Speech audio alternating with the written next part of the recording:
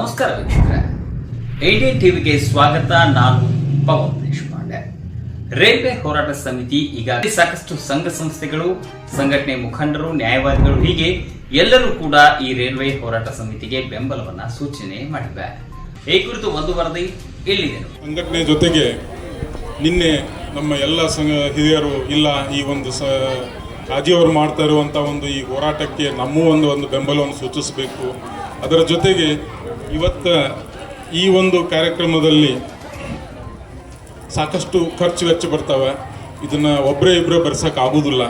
ಅದಕ್ಕೆ ನಾವು ಸಂಘದ ವತಿಯಿಂದ ಏನಾದ್ರು ಒಂದು ಧನ ಸಹಾಯವನ್ನು ಮಾಡೋಣ ಅಂತಂದಾಗ ಇವತ್ತು ಬೆಳಗ್ಗೆ ಎಲ್ಲ ನಮ್ಮ ಸಂಘದ ಹಿರಿಯರು ಎಲ್ಲರೂ ಕೂಡ್ಕೊಂಡು ವಿಚಾರ ಮಾಡಿದಾಗ ಎಲ್ಲರ ಒಂದು ಒಮ್ಮತದ ಅಭಿಪ್ರಾಯದ ಮೇರೆಗೆ ನಮ್ಮ ಕಾಮಧೇನು ಪುರುಷರ ಸ್ವಸಹಾಯ ಸಂಘದ ವತಿಯಿಂದ ಒಂದು 5,000 ರೂಪಾಯಿ ಒಂದು ದೇಣಿಗೆಯನ್ನು ನಾವು ಕೊಡಬೇಕಂತ ಅವರ ಸಮ್ಮುಖದಲ್ಲಿ ನಾವು ಮಾತಾಡಿದ್ದೀವಿ.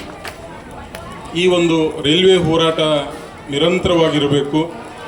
ಇವತ್ತು ಕಾಜಿಯವರು ಅಧಿವೇಶನ ಮುಗಿದ ಮೇಲೆ ಹೋಗ್ತಾರಂತಾರೆ. ಅವರನ್ನು ನಾವು ಅಗದಿ ಸಂತೋಷದಿಂದ ಬೆಳ್ಕೊಟ್ಟು ಮುಂದಿನ ದಿನಮಾನದೊಳಗೆ ಪ್ರಸಂಗ ಬಂದ್ರೆ ನಾವು ಸ್ವತಃ ಎಲ್ಲ ಸಂಘಟನೆಯವರು ಅವ್ರಿವ್ರು ಅಂದೆ ಇವತ್ತು ನೋಡ್ರಿ ಎಲ್ಲರೂ ಪಕ್ಷಾತೀತವಾಗಿ ಹೇಳಿದರು, ಆಮೇಲೆ ಜಾತ್ಯತೀತವಾಗಿ ಹೇಳಿದರು. ಇದು ರೈಲ್ವೆ ಒಬ್ಬರ ಹತ್ತದಲ್ಲ. ಈ ಭಾಗಕ್ಕೆ ರೈಲ್ವೆ ಬಂದರೆ ಪ್ರತಿಯೊಬ್ಬ ಮನುಷ್ಯನಿಗೂ ಅನುಕೂಲ ಆಕೈತಿ.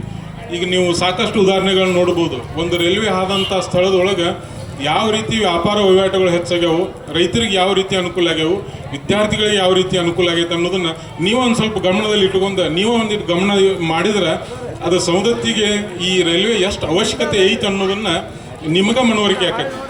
ಯಾಕಂದ್ರೆ ಇವತ್ತಿನ ದಿವಸ ನಾವು ಸಾಕಷ್ಟು ಸಲ ವಿಚಾರ ಮಾಡಿದಾಗ ಸವದತ್ತಿ ಏನೈತಿಪ್ಪ ಅಂತಂದ್ರೆ ಹೊಳಿ ದಂಡಿಗೆ ಐತೆ ಅಂತಂದ್ರೂ ಇಲ್ಲಿ ರೈತರಿಗೆ ಮಾತ್ರ ಏನೂ ಪ್ರಯೋಜನ ಇಲ್ಲ ಅದರಿಂದ ನಾ ತಿಳ್ಕೊಂಡಂಗೆ.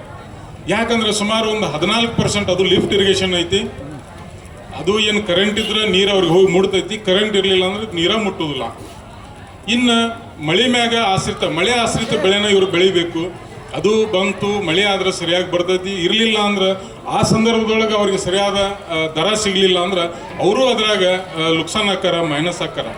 ಇಂಥ ಸಂದರ್ಭದೊಳಗೆ ಏನಾರ ಒಂದು ಅವ್ರಿಗೆ ಸೈಡ್ ಒಂದು ಉದ್ಯೋಗ, ಒಂದು ರೈಲ್ವೆ ಹಾಯೋದ್ರಿಂದ ನೋಡ್ರಿ ನೀವು ರೈಲ್ವೆದೊಳಗೆ ಒಬ್ಬ ಚಾ ಮಾರೋಂತ ಹಿಡ್ಕೊಂಡು ಪ್ರತಿಯೊಂದು ವ್ಯಾಪಾರ ಮಾಡೋರು ನೀವು ಎಲ್ಲಾರು ರೈಲ್ವೆ ಪ್ರಯಾಣ ಮಾಡಿದ್ರೆ ನಿಮ್ಗೆ ಸಿಗ್ತೈತಿ. ನೀವು ನೋಡ್ರಿ, ಅವ್ರನ್ನ ಅಬ್ಸರ್ವ್ ಮಾಡಿರಿ.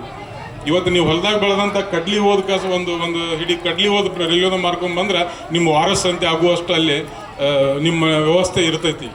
ಆಮೇಲೆ ಏನೋ ನಿಮ್ಮ ಹೊಲದಾಗ ಬೆಳೆದಿದ್ದನ್ನು ನೀವು ಅಲ್ಲಿ ರೈಲ್ವೆ ಸ್ಟೇಷನ್ದಾಗ ಇರ್ಬೋದು ಅಥವಾ ರೈಲ್ವೆದೊಳಗೆ ನೀವು ಮಾರಾಟ ಮಾಡೋಕೆ ಅವಕಾಶ ಇರ್ತೈತೆ. ಅವರು ಒಂದು ಕೆಲವು ಮಂದಿಗೆ ಏನೋ ಒಂದು ಪಾಸ್ ಅಂತ ಕೊಡ್ತಾರೆ, ಏನೋ ಕೊಡ್ತಾರೆ.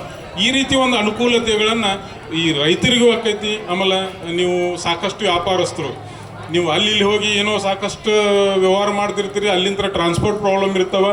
ಈಗ ನೀವು ಸವದತ್ತಿ ಸಮೀಪ ಏನೋ ಒಂದು 4 ಕಿಲೋಮೀಟ್ರ್ 5 ಕಿಲೋಮೀಟ್ರ್ ಸಮೀಪ ಬಂದೈತಪ್ಪ ಅಂತಂದ್ರೆ ನೀವು ಎಲ್ಲಿಂದ ತಂದರೂ ಸತ ನೀವು ತರುವಂಥ ಒಂದು ಮಟೀರಿಯಲ್ ಏನೋ ಒಂದು ವಸ್ತುವನ್ನು ನೀವು ತಂದ್ರಪ್ಪ ಅಂತಂದ್ರೆ ಅದು ಇಲ್ಲೇ ಬಂದ ನಿಮಗೆ ಲಿಫ್ಟ್ ಆದಪ್ಪ ಅಂತಂದ್ರೆ ಅಲ್ಲಿಂದ ಇಲ್ಲಿ ತಂದು ನಿಮಗೆ ವ್ಯವಹಾರಿಕವಾಗಿಯೂ ಭಾಳ ಅನುಕೂಲ ಆಕೈತಿ.